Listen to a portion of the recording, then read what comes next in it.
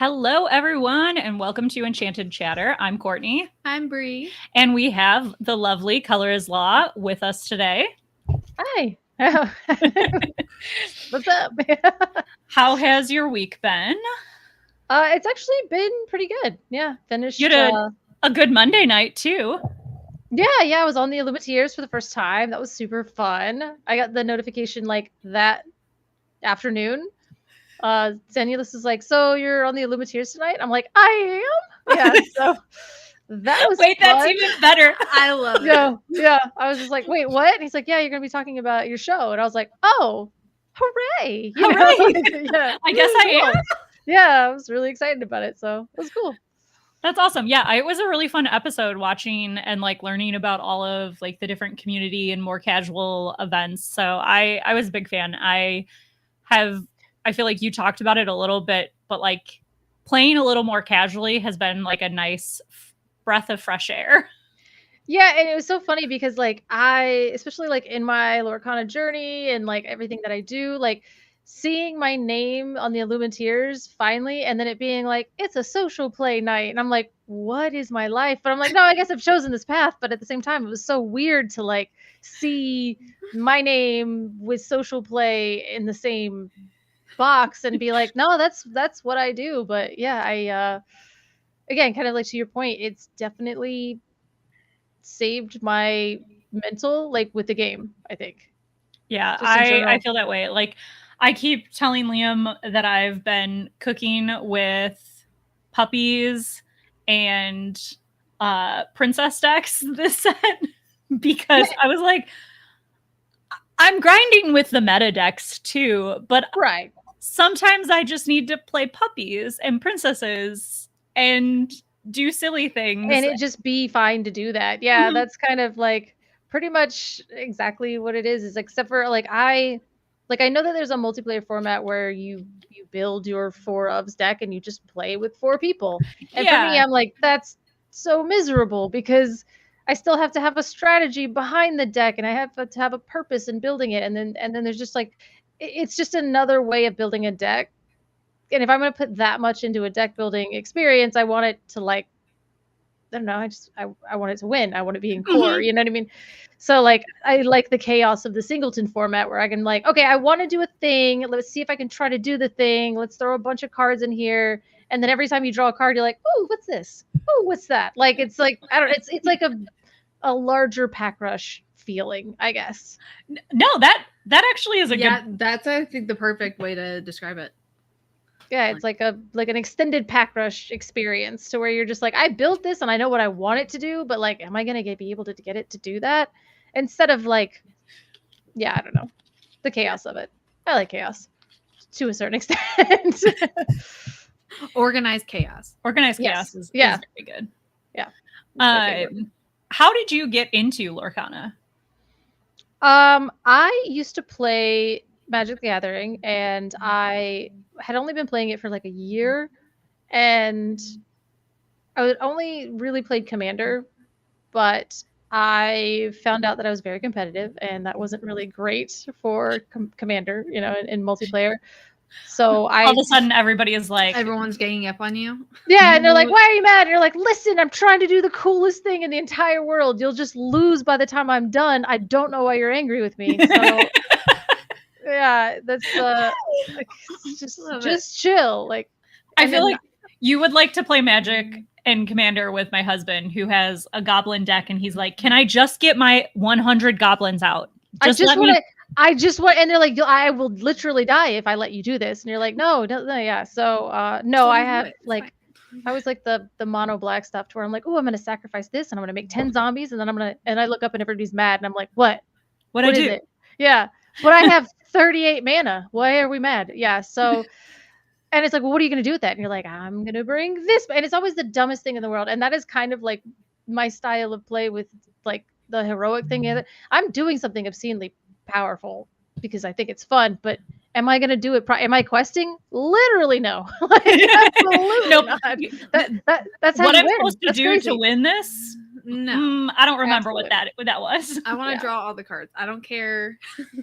I want to see out my entire deck, like Ursula's Cauldron, Merlin's Cottage, all of that. Like I'm doing nothing, but I'm having the most fun because I'm taking 27 game actions and and you can't stop me because it's not Magic the Gathering. There is no instant speed interaction. Yep. And you just This watch is my me do the thing. turn. I get to do what I want. Yeah.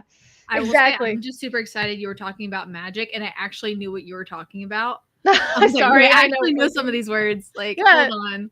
I played a Necron deck, and these words are matching in my head. I know what you're talking about. I can see it. I was really excited. Yeah, my husband. The Necron Warhammer decks that came out. That was like the mono black one was the Necron one, and it was very. Yeah. That's the only deck I know how to play in Magic. Yeah, there you go. You just sacrifice things and go on from there. But I won one time, and I was like, that's all I need to know. I don't need any other deck. Don't change these 100 cards. I only know 12 of them anyways. Like, Soul Ring, that's all you need to know. But like, and that was kind of the thing too. Is like I had fun to an extent with that, but I also started finding myself like I was getting really competitive, but at the same time, so I was like drawn more towards drafting and limited and like pre-release and things like that. I really loved that experience, and I was like, oh, it's really fun when I'm playing one other person because now there's no politics, there's no feelings, there's no like I'm just trying to beat you because I am better than you or you are better than me, period. And I think I really liked that experience. So when they announced Disney Lorcana, I saw the Amber Hades card and it was so flavorful. Like it brings a thing back from the graveyard, which is now in Disney Lorcana. It's the discard. So I was like, this is so cool. This is what I love doing. I love discard things. And they were like, what if we never print a card like that until set 8 or 9? And I was like, you got me, but so I whatever. You suckered me in. Yeah, you suckered me in, and then you printed Revive, and then you were like, and I was like, literally the worst card ever. But did that almost just come out of your nose? I'm sorry. I have big feelings when it comes to the discard stuff. No, I love it. Yeah. But yeah, so I mean in set 1 it was like Hades, get back Hades, and I was like, woohoo, and you get what you get. But I love the flavor of it. I've always loved Disney, and I've kind of always, it was the Disney. I'm like, it's so funny. I live in Florida, so if you say I'm a Disney adult in Florida, that means something completely different. Right. But like in the rest of the United States, or if I am a Disney adult, I watch all the movies that come out. I love all of it. I sing all the songs. I am a Disney adult, but in Florida terms, I'm not a Disney adult because because I don't have enough time to be. Honestly, that's really what it is. But fair. I do have an annual pass, and it's like I don't know. There's a line, and I don't know where it is. But so yeah, it kind of just when I saw the Amber Hades and my other interest, I was like, okay, if this game is good, then okay, let's try it. And then of course the old, we don't speak of it, pixel-born days of old, I tried the game and I was like, this game is amazing. The mechanics are amazing. The game design is very fluid. It's very fun. It's as difficult or as easy, complex as you want it to be. You get to choose how you want to play this game. And I've been absolutely obsessed with it ever since. So, and then they finally set 9 prints Circle of Life, and I feel like it was for me. It's all been building up to this moment solely for you. Have you built a deck around Circle of Life yet? I have not built. I have not built a deck around Circle of Life. I have a list I can send you. I know there's. Yes, there's the Chroma Dogs one with the Circle of Life, and you can kind of throw that in there. And there's a lot of Tramp synergies and stuff. So I have played that deck, but I didn't build it. But there is the my heroic deck. I actually, in the latest episode that we filmed at Ink. It has my legendary is gone to no. It was going to be gone to, but they told me no, absolutely not. Not set 1 gone to. I can't do that. I know. Why not? They were like, the card is terrible. You have to. Yeah, exactly. Because your legendary has to be able to sing your song. Yeah. Mm-hmm. So I was like, well, set 1 8-drop gone to. Duh. They were like, absolutely not. So I think that would have been hilarious. Liam would have been so excited. I know. And I really tried it. And then I was like, well, so we did the John Silver, the 8-drop that when at the start of your turn, it does 1 damage to all ready to characters. Actually was a great card. It worked really well. And then Bobby was my ally. So, the pay one, draw a card, discard a card. And then Circle of Life was my song. And so I get my opening hand and it's amazing. I was like, oh my God, this is amazing. And so, but I didn't have a 1-drop, and it was really funny because you'll see in the video, I'm like, okay, I'll ink this and I guess I'll pass because I don't have a 1-drop. Oh, there's one on my storyboard. And so I'm like, I love that. Oh yeah. You're like, oh wait, that thing over there. So I discard the 7-drop Basil. And so then the deck is full of singers. So miraculously, I find like Aurora, I find a bunch of other singers and stuff like that. So now I'm like just Circle of Lifing, and I'm bringing Basil in, and I'm bouncing one of their things, and like every turn they were like, "How do you have so many things? How do you have so many things?" Because I would get back. I discarded Wreck-It Ralph at one point, so then I just I got basically got Wreck-It Ralph back to my hand with It Means No Worries, and then I played it, and then I also got another thing too. Oh, Perdita and Doc, I found both of those, so I was able to Circle of Life Perdita to then play Doc, and so it was just doing all the things. Yeah, but the thing is, I was sinking every turn, so I had 1 lore by the end of it. It was, it was. But every time I did stuff, they were like, "You're a threat," and I'm like, "No, I'm just I'm just singing. I'm just here. I'm just having the time of my life." Yeah. Every time they turn around, well, I just got rid of that. How did you get it back? I'm like, it's the circle of it was the best day ever. So I love it. Yeah, again, I'm not here to win. I'm just here to take game actions that would get me absolutely just banished in 5 turns in core, I wonder if that's the reason competitive players have enjoyed your version of heroic so much is you get to do the silly stupid thing that you could never you could absolutely never do it in core. So to play it with just basically your group of friends, it's delightful. That's what the main part, I was like, I want to play with teams because you guys test together all the time. You play together all the time. There's cards that you've mentioned and your teammates gone, literally, no, you will lose, and we are not doing that today. And it's now you get to play that card. Bri, what card would that be for you? Nathaniel Flint. It's a great card. What a card. So you can put that in there and you can show everybody that card is actually gas, because there has been it gets to the point. She just said that the card is gas. I'm serious. I'm gonna just cut and edit the clip. But it's so crazy because then things happen in this game where people will play a signed contract and everybody's like, oh God. And it's when have you ever groaned about signed contract? But people are playing, they're like, oh my God, get rid of that. So right. Kirby asked a good question because we did jump in and start talking about heroic without explaining what heroic is. So would you like to explain what heroic is? So it's basically a multiplayer format similar to Kirby. I had to highlight it for Kirby. Yeah. She is the commissioner. But heroic. What is heroic? Right. Oh yeah. I was like, what was the question? Yeah. So basically it is a multiplayer format. So it's a free for all, everybody against everybody. You have a 100 singleton deck. It's 100 cards, my bad, but you also have a storyboard zone, which acts like a second hand. So you have 3 cards in your storyboard zone that basically sit outside of your play area, but you have access to them at all times. So if it's like a second hand, but you have your legendary. So it can be any legendary in the game, or even if it's gotten downshifted, you can still have that legendary. You can have an ally with an ally tag. And then you can have a song that is singable by your legendary. So those 3 cards are just kind of over here on your board, and they just exist. And then you can just play the game as normal as a multiplayer game. But if you were to play your legendary out of your storyboard, apparently, so I do it differently on our show. I like how you do it. So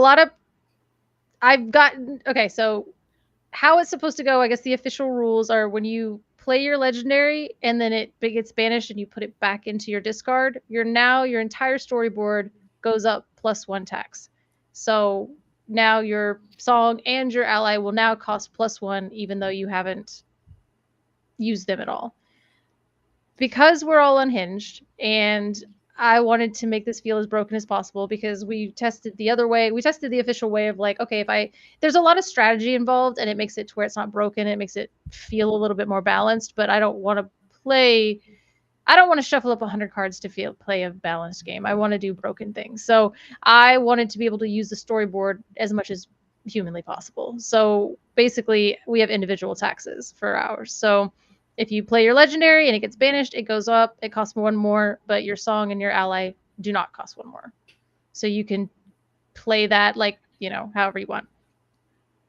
And so that's kind of like why I'm able to sing Circle of Life like 80 times in a row and then still be able to play my legendary because it's only costs 8 still.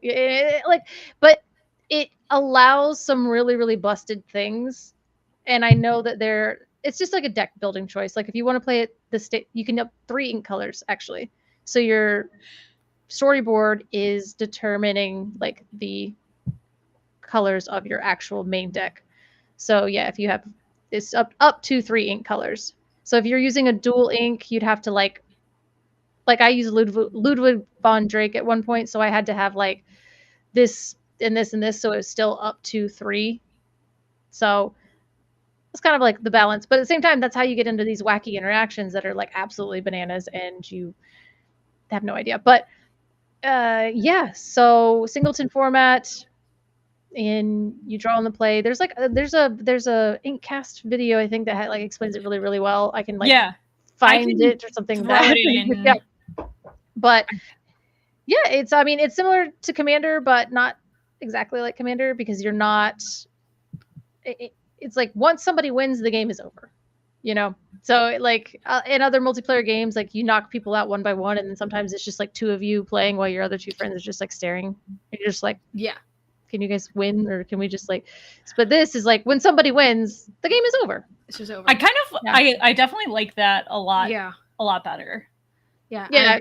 Because you don't Commander gets boring because you're sitting there as other people are finishing their games. And you're just like, cool. Or you get like ganged up on and you get knocked out and you no longer get to play the game. Like in Disney, and like in this, if you get ganged up on, you're kind of top decking, but at least you're still kind of doing something. You're still interacting. You're not just completely out. Right. You're not just like on your phone, Like, great, I'm gonna go grab some food and come back, guys. Yeah, while you guys play this like, however long game. But it does, the way that we play it, it does allow for some like insane interactions. There has been a socially collective rule that One Jump Ahead is no longer allowed to be on your storyboard because of this. Because we have found some insane interactions. All of a sudden, somebody has 80 cards in their inkwell. Yeah, and then you get ink geysered, and then they just have their whole deck in their hand, and then they're just like T-Poing and sailing and like Fishbone Quill and like all of this stuff because they just drew 80 cards essentially, and now they can Giga ramp back to a normal place, and then they'll play Bend to My Will, and I'm like, why? And the thing is amazing. I'm saying they because it's happened at least twice, like that exact strategy. So I love that. I would love to do that. I would hate that being done to me, but I would love to be like, ha. It's bananas because again, you just ink all of your ramp, and you can only, you can put your Fishbone Quill and your like all of that stuff in there, and so you just ink geyser and you get it all back, and you just have like 80 cards in hand, and it's crazy. And then of course, then you'll find like Do It Again, so then you can just do Bend to My Will all over again after we all try to recover, and you're just like. You're a monster. So you're a monster. You're an actual monster. But that sounds like something Randall would do. Oh, 100%. And he would be giggling. Yeah, one of our friends on our team would absolutely do that and would giggle through every moment of that. He'd be like, definitely. Yeah, we had I had Fumbles is my favorite because I was like, you absolute monster. So he had the legendary Clarabelle, and then he used the Sapphire Steel Hey. It's like Combined Consciousness or something like that. Yes. And then One Jump. So he basically found One Cost Clarabelle because why wouldn't he? And so plays One Cost Clarabelle, and then on turn 2 he just ramps with One Jump. Turn 3 he plays Morph, and then he just plays One Jump again for fun, and then he ends up shifting the Hey, dumping his entire hand and then shifting Clarabelle and then just refilling his hand. He had like 40 some odd ink, and it was to the point where like getting rid of Clarabelle was insane. And this is why One Jump is banned, because it basically pays for its own tax when it comes back. Yeah. So, and like if you're inking the cards off your, and then I found Merlin's Cottage, so when he was like playing One Jump, he knew which cards he was one jumping into the inkwell, and I was like, okay, this is bad. This cottage is ruining my whole life. Like, you know.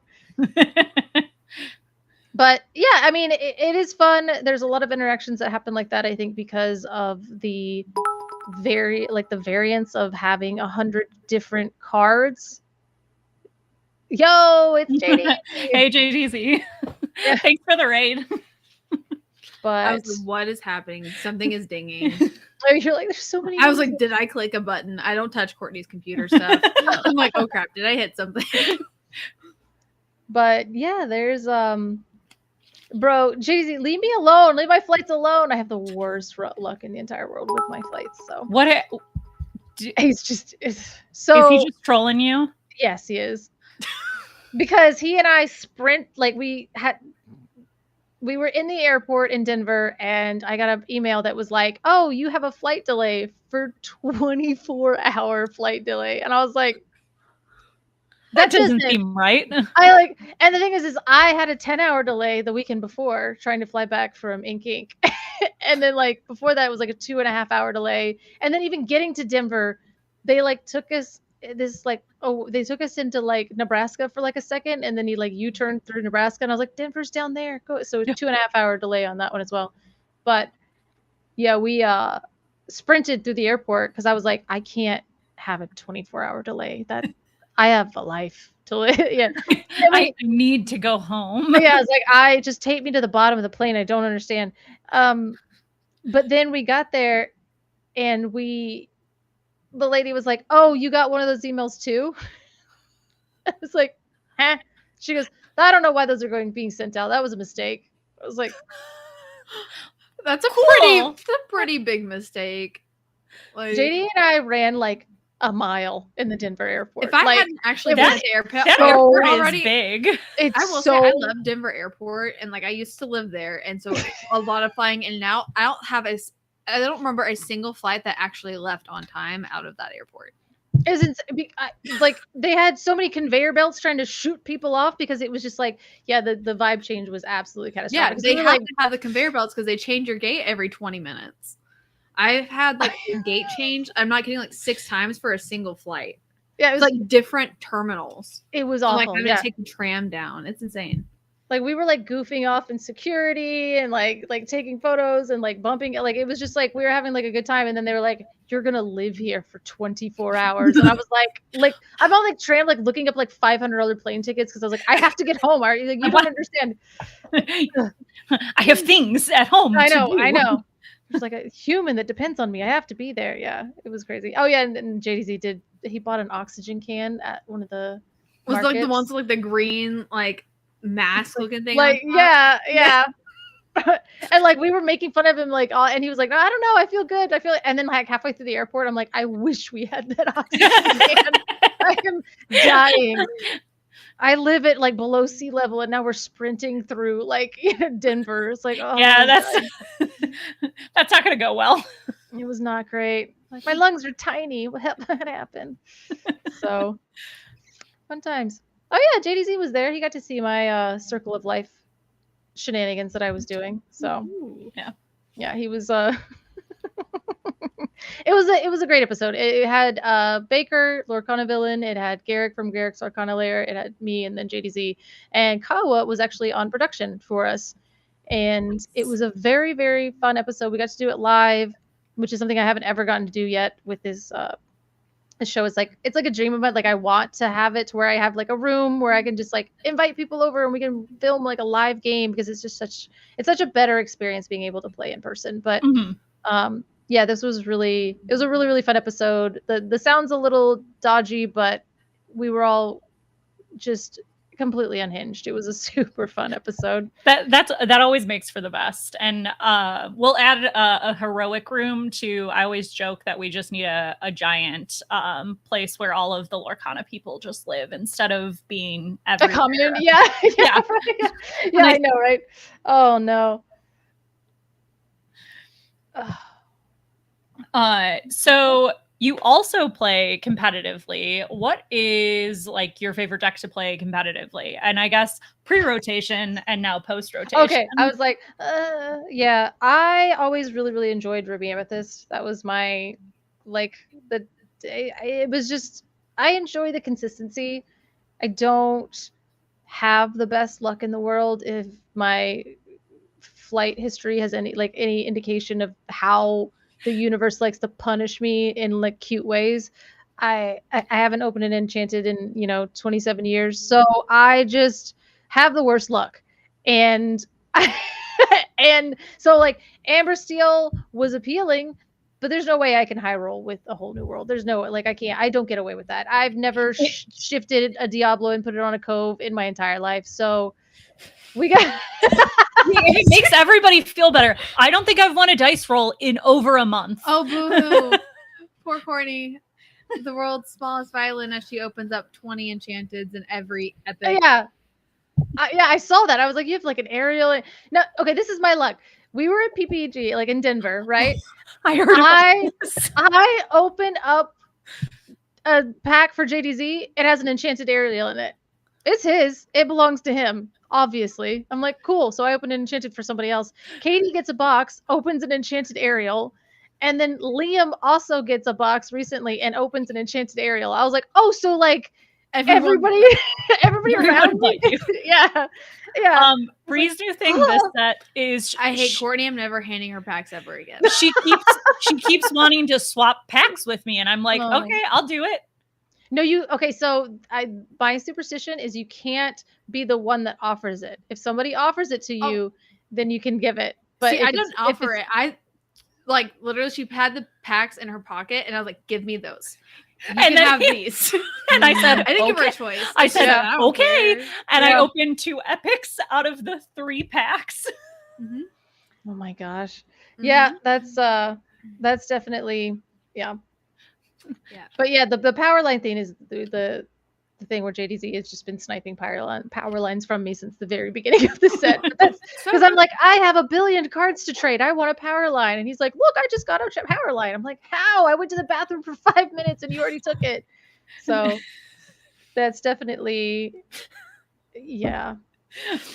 I'm done. Never again. I'm never handing her a pack. I'm also, whenever the store's like, oh, you can have, everybody can buy 2 packs each. I'm not going to be nice anymore. Like, oh, Courtney, I'll go get your packs. Like, I'm already going up. There's no sense in both of us squeezing through all the stinky magic people to get through to the counter. I'll just go by myself. And I'm like, here, Courtney, pick your packs. She's like, oh, I'll pick one. Oh, you pick one for me. The one I pick for her is the one that has the epic in it. The epic that I didn't have. Okay, also. Which she also ended up giving me. I was like, let's so I can't really take a step back. Nice. If she opens it and I need it, she just gives it to me anyways. But I just want to open it. Well, I mean, no, JDZ literally looked me in my eyeballs and was like, this is my box. If you rip gas, it belongs to me. And like, I'm like, bro. And I'm like, I know. Like, why? Like, okay, sure. And then, and then I opened the aerial and I'm like, To be fair, for Bri and I, we're very good about like, we both obviously play competitively, but we both have collections. So we're really good. Like, if one of us needs a card and we've already pulled it, we'll always go to the other first before sending it out to the universe. Oh yeah, no, and I think he was keeping it too, because I was like, I have a set 1 Aurora that I was like, I'm kind of looking to trade, and he's like, I ain't no way. I was like, give me the new one. I want the new one. How many Dumbos have you opened? I think I'm up to 17 or 18 now. That is an unhinged amount. I don't even think I've held a Dumbo. Are you kidding me? 2. Okay. 2 single cool. Dumbos. I got a box, and okay, this is so stupid. I got a box. I opened 3 Circle of Lives, and then I did a pre-release that night, and I opened a Circle of Life in my pre-release. Okay, that's just meant that just means meant to it was meant for you. I was actually have a play set. The first one I opened, it was Sarah Lorcana, librarian. Her and I were at Disney World, Disney Springs, and we were doing like an actual like a video or whatever. And I opened my first, and I was like, oh, cool! Like this is my first one out of my box. And then like I opened my box, and I was like, okay, there was 2 more in my box. It's crazy. And then like I went that night, and I was like, okay, I just need anything else. I need any other card. Like I play a singleton format for the love of God. Like, yeah. Melissa, I do not disclose my box opening contents because my husband is watching, and all of a sudden he's going to have to buy that many Magic cards or Warhammer boxes. Gotta even it out. Yeah. She's just stupid lucky. She opens packs with like 4 Dumbos in each pack. I don't know what to tell you, Cameron. Yeah. Makes sense.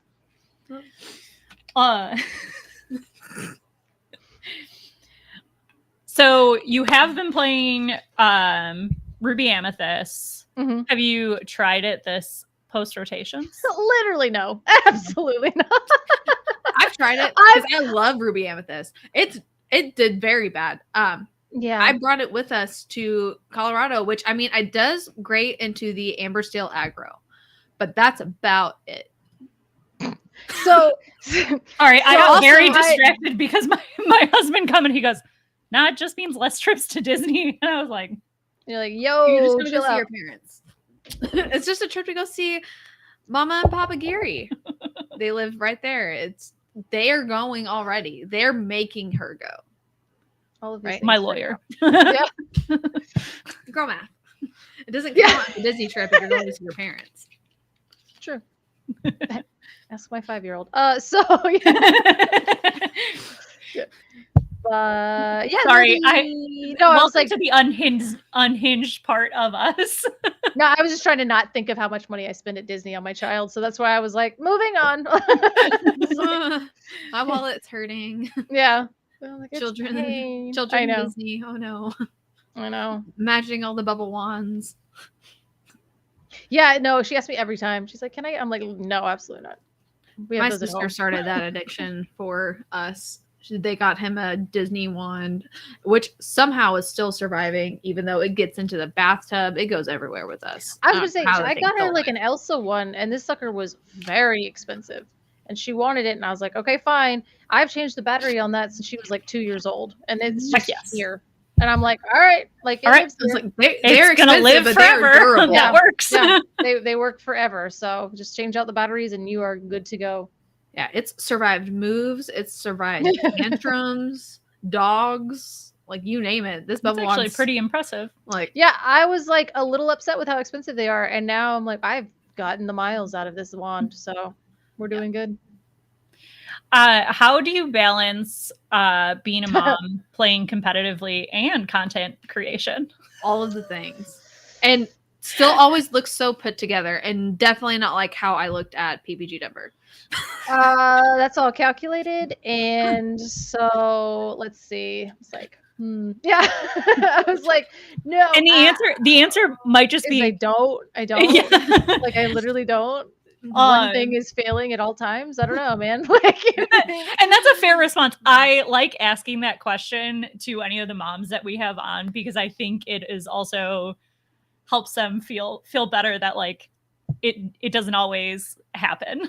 It's just like, no, I guess. Yeah.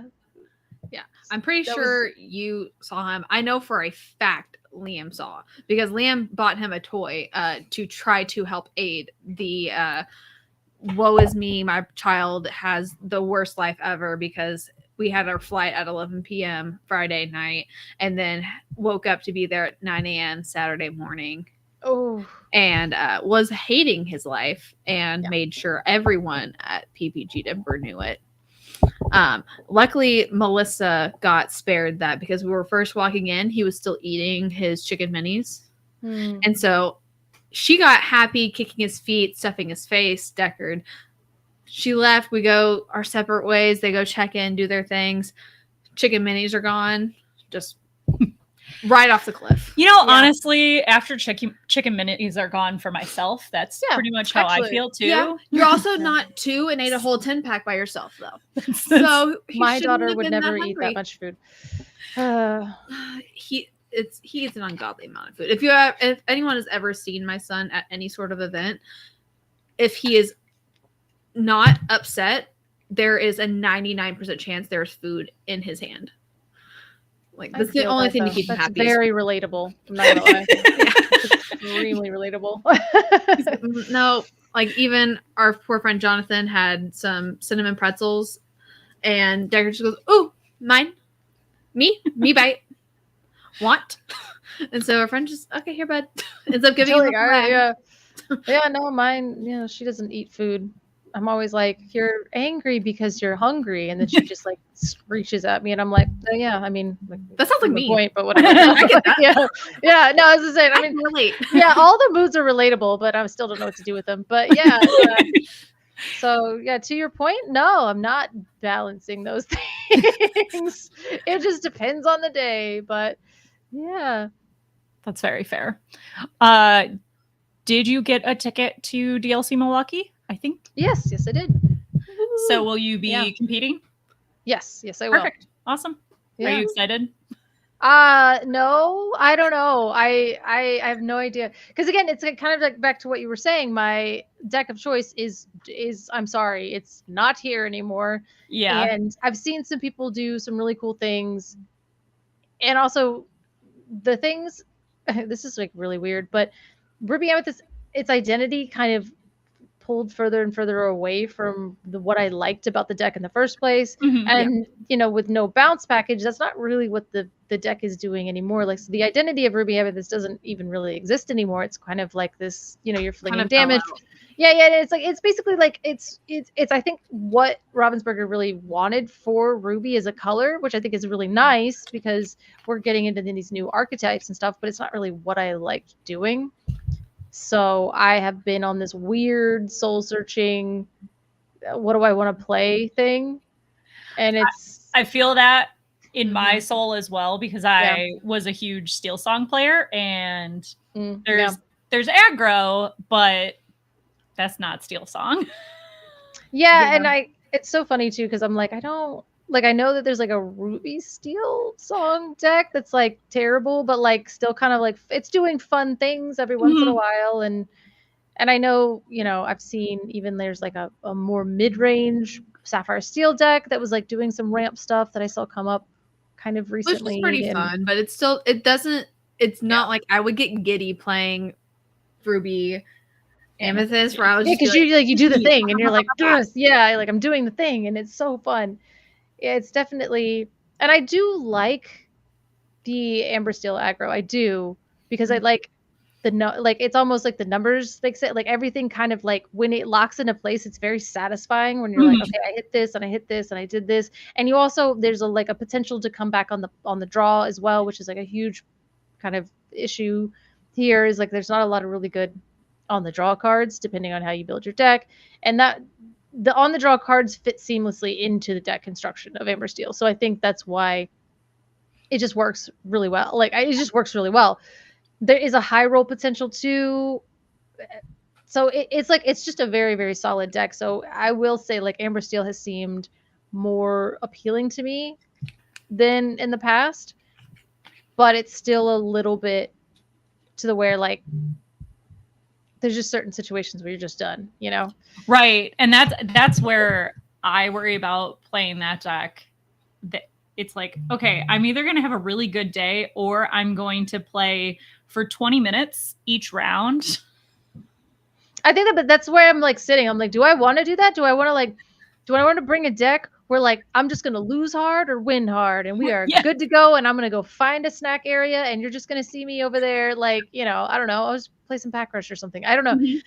I'm like, I'm trying to decide, I guess, how much the competitive experience in Milwaukee matters to me. And I'm like, do I want to treat it like I did in Vegas, or treat because I really my life was dedicated to that, and I did terrible in the main event, but I got top 16 in the the side event thingy, the core constructed side event. Yeah. The one that everybody plays when they bomb out of the main event. But hey, when all the good people are playing in the main event, I'm top 16.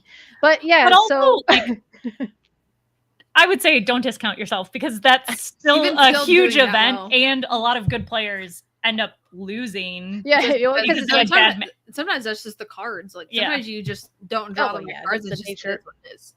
Yeah, and I think that's why I was like, I don't want to play Blurple because I don't want to play like control mirrors all day. I think I just want to like, but I don't want to go too fast because I also there's no agency after a certain point, and I hate it. So. And that's like I finally tried Blurple this week at League.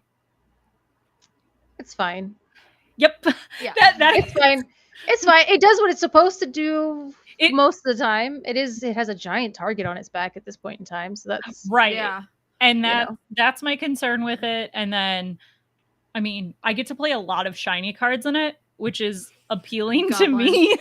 You're like, but it looks nice. Yeah. I mean, like, the Blurple rarity is wild. Yeah. But yeah, I'm still very much undecided. I'm really excited for Bologna and to see like what happens.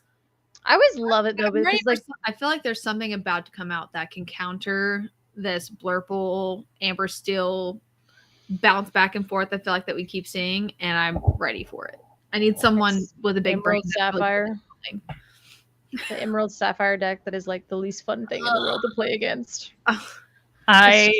That deck actively gives me a headache, but I'm like, I hope you're having fun playing this. Yeah, but like, they are. Those are like, that's I call it like the villain deck because like like the monsters play it, and there's like one bend to my will in it, and they always find it because they've drawn their whole deck. And but again, like that's where we're at. Like we've given that deck enough space in the meta. Like we're not many people are playing Pete's. Like Amethyst Steel isn't. There's no really room for Pete. You know, the counterplay is to go faster, and Blurple's not going to do that. So you're just going to get stomped, especially if somebody basically like if that deck gets to do what it wants to do, there is no stopping it. No, I have witnessed it. Like literally, I've played against it with several decks, and I've had like people like watch me play. I was like, what could I have done better? And they were just like, with the cards you had in hand, literally like 4 people behind me, they're like, you did exactly what you should have done with like there's no better play line. Like there isn't one. Like you just did what you could do. Yep, that's that deck. Like basically at a certain point you're like, did I lose the die roll? Yes. Can I just see your opening hand? All right, let's just go next. Like I'm done. I don't want to watch myself slowly lose as you set this up. Like there are certain play patterns that you can take that might be able to get you back, or if they stumble or whatever. But if that deck gets up and running, it's and it's not even to say it's like, oh, they always have it. It's like because they have their whole deck in their hands. Of course they have it. Always, limited, Yeah, I was like the only time I played against it where I didn't feel like, where I felt like I might have had like a slight chance, I was actually playing Ruby Amethyst, but it was purely because I got 4 of Crazy Hair Sisus. I just happened to draw. I was like perfectly. I had them. We're very cool here. Sometimes we use the clinical names for the cards. The variant name is what I've learned it's called, and I was like, what? Yeah. Listen, Crazy Hair Sisu. Yeah, I know. Everyone know. You say it, you know. I mean, I knew it. Yeah, immediately. I was just like small Sisu, but I guess she's still the small one, right? Because we just had the hand Sisus now the medium one. Yeah. But yeah. That's my favorite. JDZ was always like, if I want to beat this deck, I just have to get 4 of this specific card, and that's my only answer. Got it. Yeah. Get rid of Clarabelle before they can shift. Got it. Yeah, that's and that I think you were talking about like, oh, your Circle of Life deck. I did build a deck, and I was like, I'm gonna play this, and it's gonna be fun. And then I ran into like Ruby like 4 times in a row, and I was like, you have got to be kidding me. Like, I'm trying to see if this is a deck, and I just keep running into a color that doesn't exist. But that is not real right now. Right? Yeah, except for when I'm trying to do something, it's real. So, but yeah, I've been messing around in Infinity, and I think that is going to be better later. But I also feel like there's some cool things. Like I was messing around with like Muses and Max Goof and like like kind of an Emerald Steel thing, but again, that's not Milwaukee, so yeah, that's down the road. Yeah, I'm interested to see, obviously, because there is one DLC that will be in the Infinity format, like how like leagues will shift closer and to events that, will leading shift up to that. leading up to that. So it'll be interesting to see like what happens, because around us we typically have very competitive leagues. It's not, we don't, if it's casual that week, there's like a full disclaimer sent out to everyone that usually attends. They're like, everybody chill, just chill. Certain people know like, okay, I'm not going to go to that, so we're not going to go to this other one, because we are lucky enough that we have usually multiple options almost every day of different stores to go to. Nice. Yeah, I mean, I think that people will get into, I mean, it's like I had like the opportunity to cast the Ink one, and that was really, really cool because of course we had the core one day, and that's what everybody did, and we were seeing what the new meta was. And then also it was very apparent with the Infinity tournament where people, they didn't really put a lot of time into it. They just kind of rebuilt the decks that they were used to playing before all of the rotation, and then maybe kind of updated their deck with some stronger cards. There were very few people that actually really went into it. Yeah, like really, really took the time to do it. And what I did notice is, especially between the difference between core and Infinity, I mean, it just makes more sense because there's more card draw. But like, if there's what you would call like a decision tree for core, it's like yes or no, and you're like, okay, I turn left, and then we've lost. Okay, with Infinity, it was like you could do this, and that would branch this way, but then you could do this, and then like, so everything was more complex, and the decisions were a lot more. There was just a lot more decision making, and because of the card draw, it was a lot more forgiving too. So like, if you ink the wrong thing, like you can kind of have ways to get back.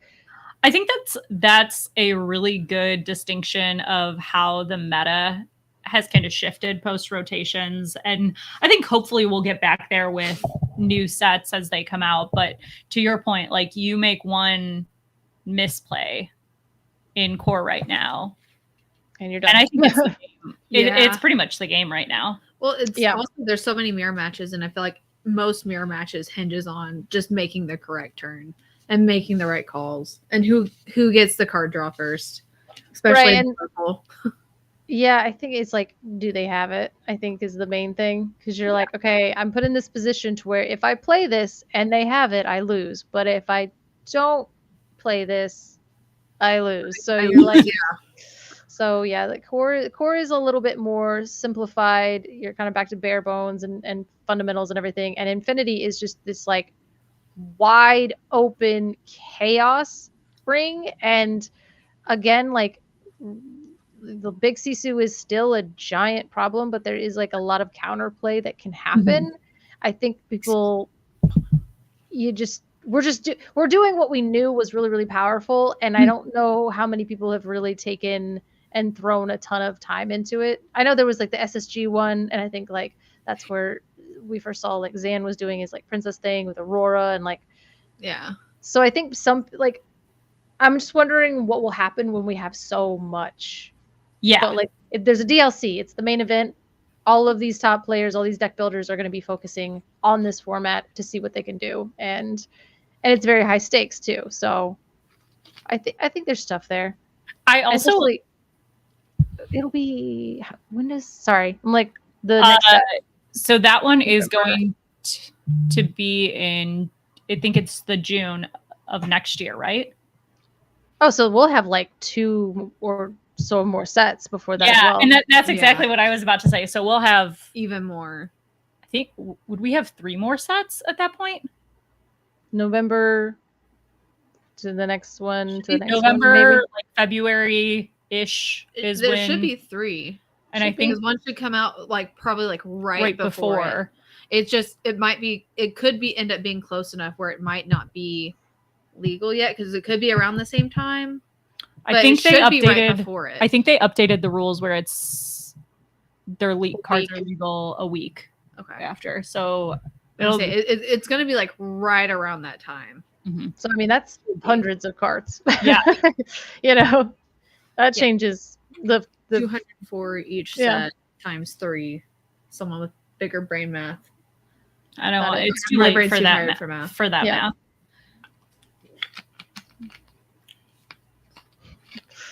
But yeah, I mean, I think it definitely be a fun format as soon as we have a reason to pay attention to it. Again, it's kind of hard at this point because you're like, all right, Ruby. How do I pay attention to everything? Yeah. And I think that's like to your point of, again, is like, we're gonna have to decide, like, am I an Infinity player or am I a core constructed player? Like, you know, because if you're gonna competitively do those things, that's a lot of time. That's a lot of time. So. And I also think it'll be interesting, like, thinking about worlds next, like the next worlds. I assume if they stick with the same sort of, which I like theme that they of did playing, that. is they would do sealed, core, infinity.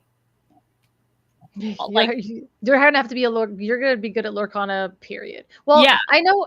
I think with the different card games, they'll have the worlds will be themed. So like, oh, okay, so we're gonna have a core themed worlds, and then this one will be infinity, but then sealed will always kind of be a part of it.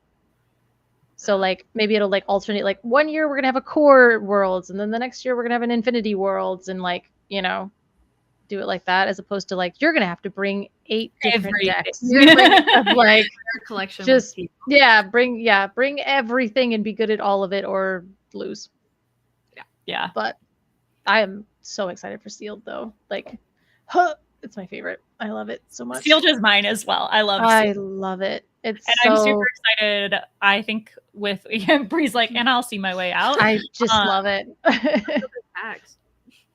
I think it's with Winter Spell that they're like, that was the set they announced would be focused on making the limited formats better. So I'm like, ooh, what are you going to do? Please. Yeah, I think, you know, manifesting a like sealed kit where they're gonna like send it to shops ahead of time and make it more like Friday night, like pre-release Magic, and have like a true pre-release type of event thing. Oh yeah, like an actual like, oh, like here's your thing, and it comes with yes, like, because we love. I'm manifesting it. Yeah, because I want more shiny things. Yeah, as I say, more dice, more exclusive dice. We love it. But yeah, I definitely I just love that format. And like you were saying, like the game design is going to be geared more towards having a more enjoyable limited experience, because I think they realize that we're all like, it's a really great way to play the game, because it takes a different set of deck building skills, and it takes a different set of card evaluation, and then you get to flex and use that, and it also levels the playing field a little bit more too. Like, I haven't, you know, I'm not going to sit down across from somebody who's grinded 100 billion hours on this one deck. You know, we're basically coming in, we're all going to rip cards. Some people get bombs and you can't do anything about that. That's a variance, like, fine, but we're going to build a deck, and I'm going to try to beat you with this deck that I just built, and it's cool and it's fun, and I don't know. I've always enjoyed like a limited experience. Drafting is a whole nother thing, but yeah, the limited I'm more of a sealed person. It's because you open up God packs and you don't want to share them, Goblin. Yeah, and it's because like I'll open a draft pack and I just like, I don't know what to pick, and then like people are like drafts, like I just like Well, right, because it's like you also in draft you have to like know, okay, this could be good for my deck, but I also want to take this instead. Because, you're like draft sniping and stuff, and I'm like, I don't want to do this. And you're like, I know that guy's going Emerald over there, so I'm just going to take this bomb because I don't want him to have it. Yeah. And it's like, I don't want to do that. Just give me my cards. Let me see what I have. This is what we're doing. Yep. You know? Because also too, like I'm drafting and then I'll like get decision paralysis, and then I'm like, I have one strategy, and then I'm drafting, and then I change my mind, and then I'm like, we are 50% between 2 strategies, and my deck is terrible. Like, that is on me, you know. So yeah, very, very familiar with that. Yep. I was like, there's for sure like a method to building sealed and draft like decks, and I will say I'm not the worst at building these decks. I've had people look at them and like I stay probably around the mid range. If I'm okay, I'm not just completely getting my butt kicked. I'm not doing super great either. I'm just kind of right there in the middle. There's a method to it, and once I figure that out, I might enjoy it more. But stuck with this 50% where I'm at, I'm just good. I'm just gonna be happy with what I open. I'm like, I get to open packs. I open a Dumbo. I'm happy.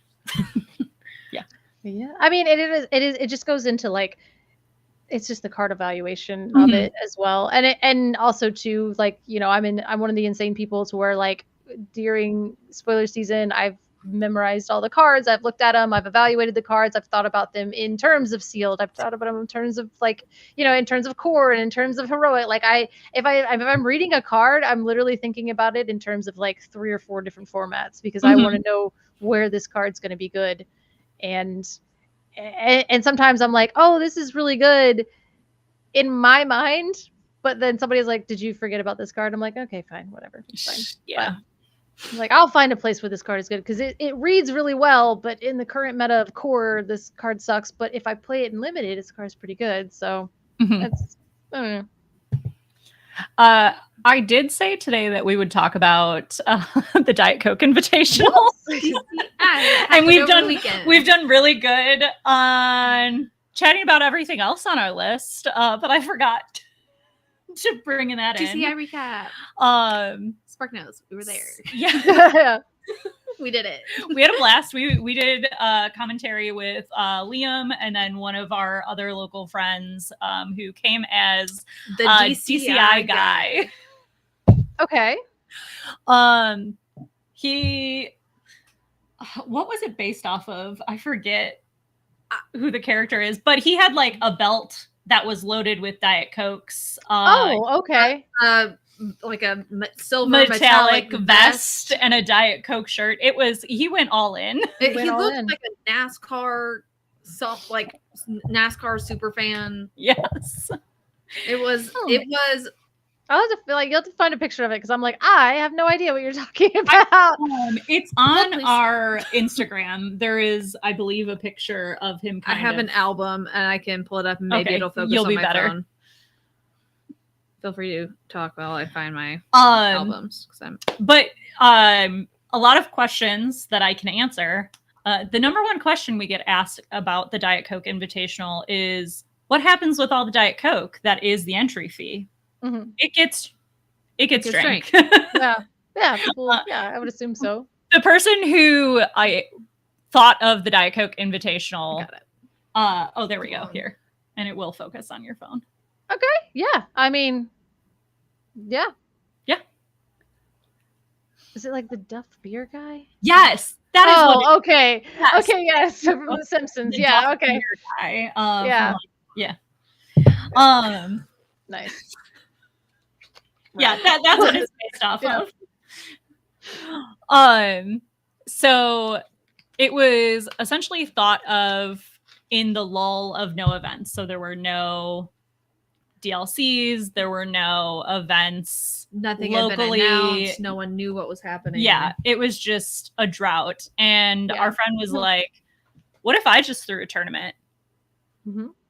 And wouldn't it be, I don't want to take money from any of my friends. So like, wouldn't it be funny if I just had everybody bring me a 12-pack of Diet Coke?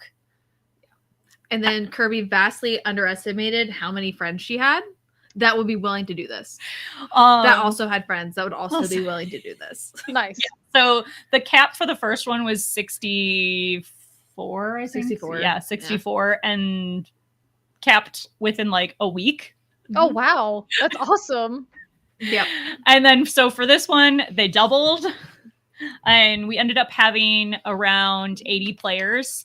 So I think one of the reasons we didn't see like the full people that signed up come is it was a Sunday event. So I think for the next one, they're going to look at moving it to a Saturday. And nice. It sounds like because of the fact that we think more people would come on a Saturday, it will also be at a larger venue.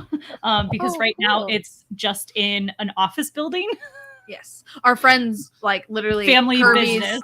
Like their like Kirby's fiance's family's business. Like that's nice. It is his office. He clears out everything and sets up all the tables and does everything to make it work for.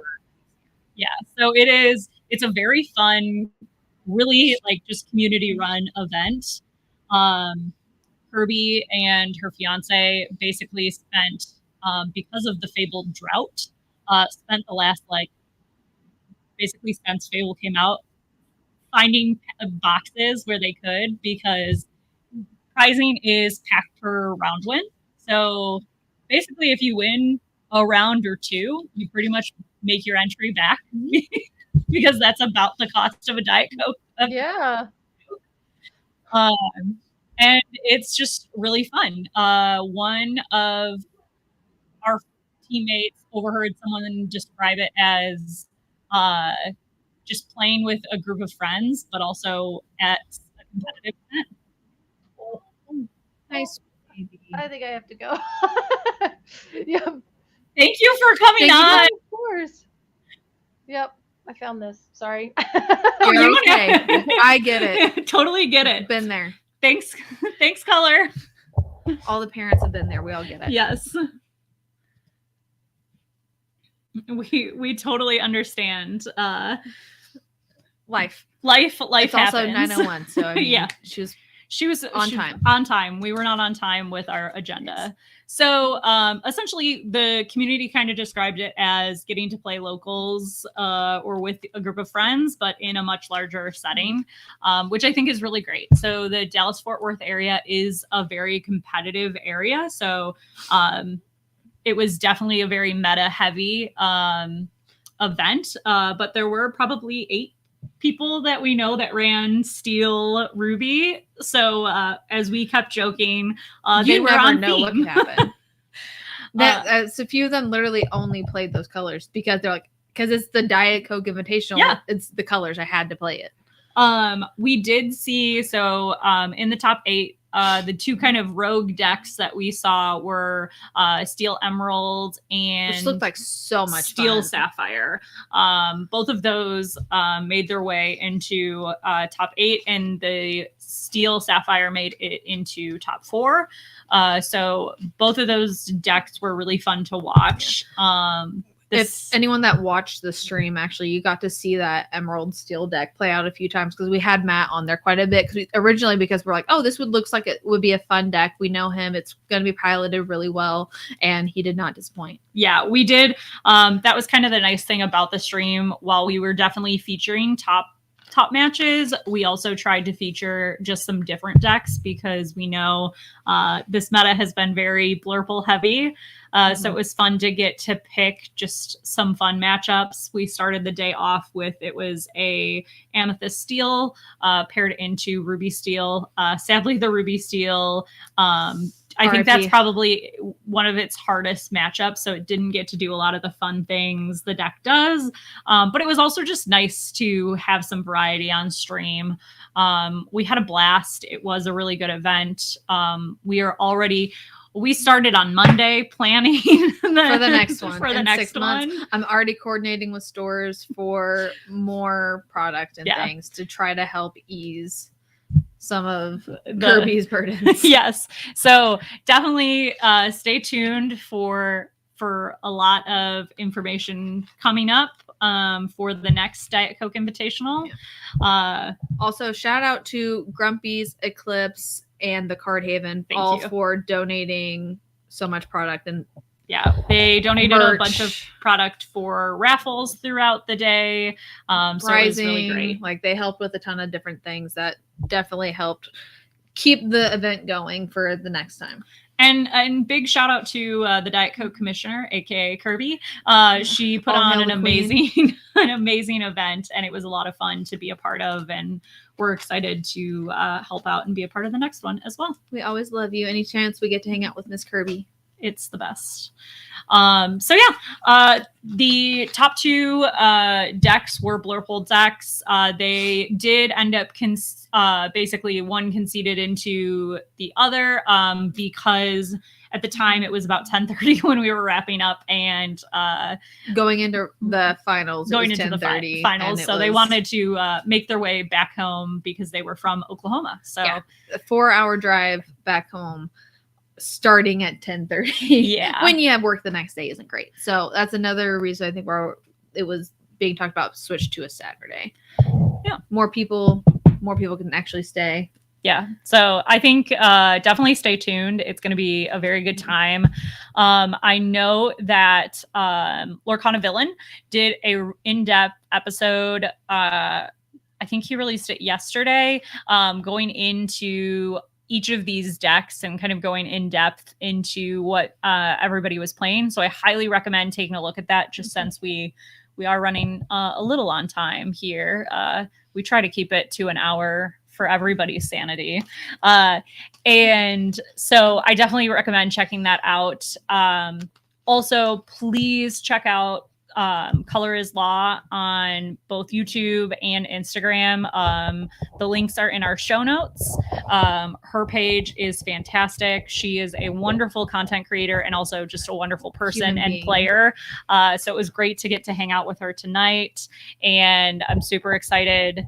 I got to meet Color at PPG Dallas, Fort Worth. Yeah. You got to meet her in Denver. So I'm excited to go to some upcoming events and also run into Color there. Yeah, it's funny because you see all the content creators and we talk about stuff online and we're in each other's chats and trying to help like promote each other's stuff, and it's like we see each other, we're like, oh, wait, I don't actually know you, but I kind of know you. So it's very nice to... We're online friends, so now we can be real life friends. Yes.